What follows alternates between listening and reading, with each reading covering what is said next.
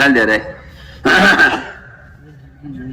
کہ لوہے نے جنگل کے بادشاہ سے کہا کہ ہمیں ایک بالش لکڑی چاہیے، ہمارے پاس لکڑی نہیں ہے، لوہا ہے، نیچے سارا پہاڑ لوہے کے بھرے پڑے ہیں، لیکن ہمیں لکڑی نہیں، ہمیں ایک بالش لکڑی چاہیے۔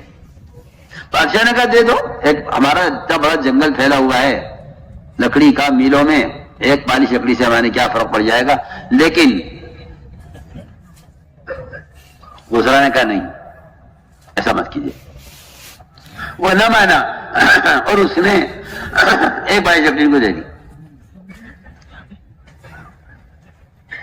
اس کی مثال ملتی ہے صحابہ کی سیرت میں۔ آپ نے صحابہ سے فرمایا ایک مرتبہ کہ یہود اگر تم انہیں اپنی پیداوار کا، باغات کا کی پیداوار کا ایک حصہ ان کو دے دو اور یہ تمہیں پریشان نہ کریں، تم اطمینان سے رہو، تو سامنے کہ رسول اللہ جب ہم ان کے غلام تھے، جب ہم ان کے ماتحت تھے، اسلام کی نعمت اور یہ عزت ملنے سے پہلے ہم نے اس زمانے میں ایک کھجور نہیں دی، آج ہمیں اللہ تعالیٰ نے اسلام سے عزت دے دی ہے اور اللہ نے ہم سے وعدے کر لیا آخرت کے، ہم اپنا دین کا سودا کریں گے ان سے، انہیں اپنی کھجور کے باغات کی پیداوار میں سے ان کو حصہ دے کر کہ نفس ہماری نہیں دیں گے، ایک کھجور نہیں دیں گے۔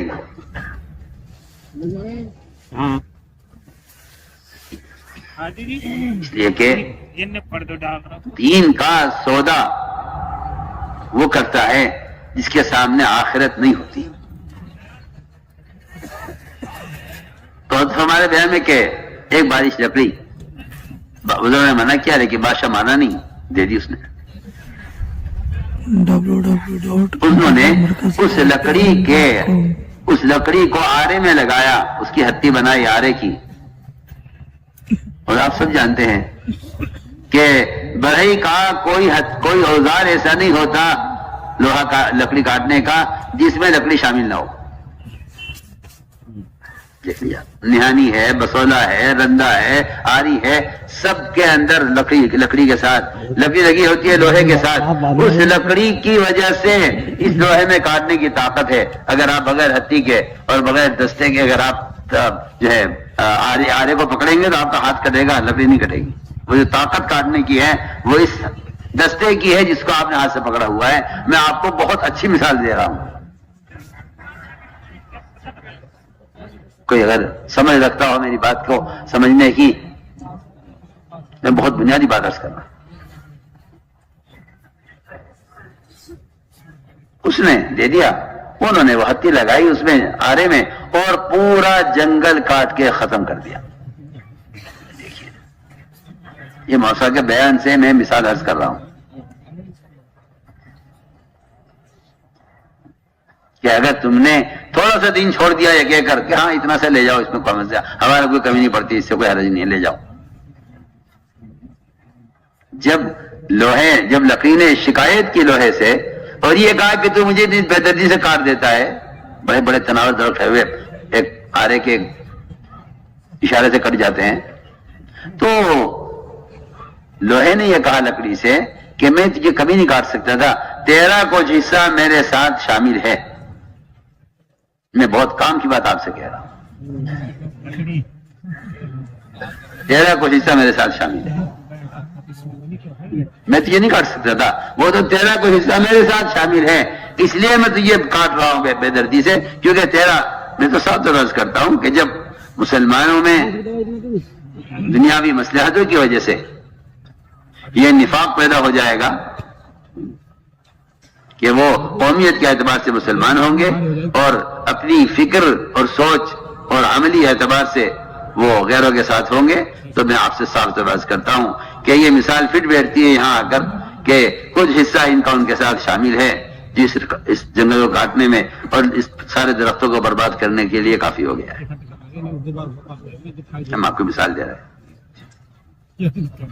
تو میرا جس دوستوں بزرگوں بات اصل یہ ہے کہ جن کی نظر وعدوں پر ہوتی ہے ان کی نظر نتیجے پر ہوتی ہے. میرا جو اصل موضوع ہے وہ یہ ہے سب سے پہلے کہ حالات کیسے بھی خراب ہوں کبھی یہ نہیں سوچنا چاہیے کہ ان حالات میں کیا ہوگا، کیونکہ حالات سے دھوکہ منافقین نے کھایا ہے ہمیشہ. ایمان والوں نے ہر حال میں یہ کہا ہے کہ اللہ کے وعدے حق ہیں حالات کیسے بھی ہوں. تو میں عرض کر رہا تھا کہ جب حضور اکرم صلی اللہ علیہ وسلم کو مجبور کر دیا ہجرت کرنے پر، آپ نکلنے لگے تو آپ صلی اللہ علیہ وسلم کو پکڑنے کے لیے نعوذ باللہ یہ اعلان ہوا زندہ یا مردہ جو بھی لے آئے گا ہم اس کو لیے 100 اونٹ کا اس کے لیے انعام ہے. کچھ لوگوں نے اگر کہا کہ ہاں ایک ساحل کی طرف ہم نے جاتے ہوئے دیکھا ہے. سراقہ بن مالک فوراً اٹھا اور اٹھ کر اس نے اپنا گھوڑا دوڑایا اس رخ پر اور آپ صلی اللہ علیہ وسلم کو جا کر اس نے آپ کے قریب تک پہنچ گیا. کوئی سوچے کہ بھائی اللہ کے رسول کو اللہ تعالیٰ غائب کر دیتے یا اس کو اندھا کر دیتے؟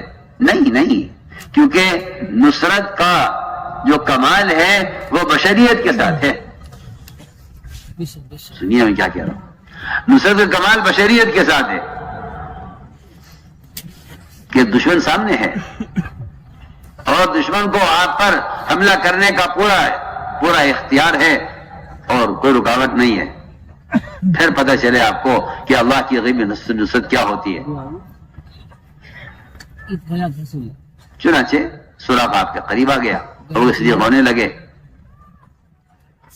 تمہارا کہ بغیر کیا بات ہے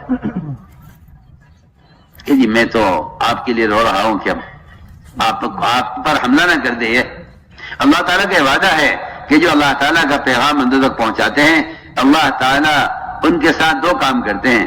ایک تو ان کے دل سے غیر کا خوف نکال دیتے ہیں اور دوسرا اللہ تعالیٰ کی طرف سے ان کی حفاظت کا وعدہ ہے. واللہ یعصمک من الناس کہ اللہ تعالیٰ کو بچائیں گے لوگوں سے.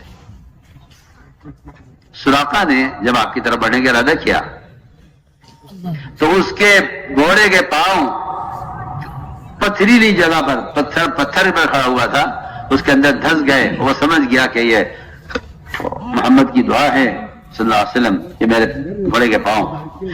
اس نے آپ صلی اللہ علیہ وسلم سے معافی چاہی، آپ نے دعا کی، وہ نکل گیا. مجھے تو اصل بات جو کہنی تھی کہ آپ صلی اللہ علیہ وسلم نے اس وقت سراقہ سے کہا سراقہ میں تجھ سے کہتا ہوں کہ جو دین میں لے کر آیا ہوں اگر تمہیں دین اختیار کر لو تو کسرا ابن ہرمز کے کنگن تمہارے ہاتھوں میں ہوں گے. یہ وعدہ آپ صلی اللہ علیہ وسلم نے اپنے قاتل مشرک سے اس وقت کیا ہے جب وہ تلوار اور خنجر لے کر آپ کے قریب آ گیا تھا. فرمایا میں تم سے ابھی کہتا ہوں.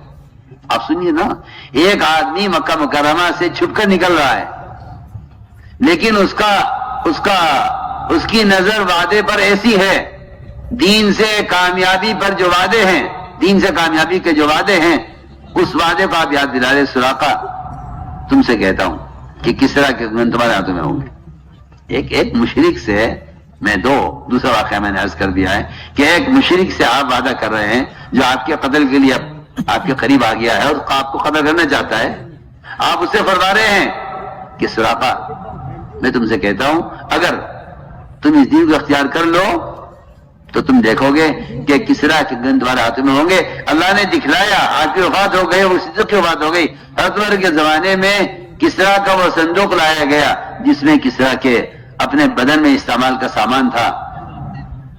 صحابہ نے فتح کیا اس کا قلعہ اور وہ صندوق بند کا بند حضرت عمر کے سامنے لا کے پیش کیا گیا. حضرت اسے کھولا، سامنے سراقہ بن مالک رضی اللہ عنہ بیٹھے ہوئے تھے. حضرت عمر رضی اللہ تعالیٰ عنہ نے وہ کنگن پھینکے سراقہ کی طرف کہ سراقہ لو، وہ اس دن کا وعدہ آج پورا ہو جائے. آپ سوچئے نا، نظر جن وعدوں کا یقین ہوتا ہے ان کی نظر وعدوں پر ہوتی ہے. میں اس کی مثال عرض کر رہا ہوں. پھر آگے چلے، پھر آپ صلی اللہ علیہ وسلم خندق میں چٹان اڑ گئی، کھانے کے لیے کچھ نہیں، سردی زیادہ، دشمن زیادہ، خوف زیادہ، صحابہ کی تعداد کم. ان سارے حالات میں آپ صلی اللہ علیہ وسلم نے فرمایا کہ میں اترتا ہوں خندق میں. آپ اترے, آپ نے چٹان کو توڑا, اس کی روشنی میں آپ نے فرمایا کہ قیصر کسریٰ کے محلات کا فتح مجھے دکھلا دیا گیا ہے. مدائن کے شہر فتح ہوتے مجھے دکھلا دیے گئے ہیں. صحابہ نے کہا اللہ اکبر. منافقین نے کہا دیکھو ان کے حالات دیکھو, ان کی باتیں سنو. کھانے کو ہے نہیں, پیر پر بھی پتا بنا ہوا ہے فاقے کا, پیٹ پر پتھر اٹھا رہے ہیں خندق کی کھدائی کا. یہ تو ان کی حالت ہے, اور یہ کہہ رہے ہیں کہ ہمیں بتا دیا گیا ہے کہ کس طرح کے. تو منافقین نے کہا سارے وعدے ہو گئے, کچھ نہیں ہوگا.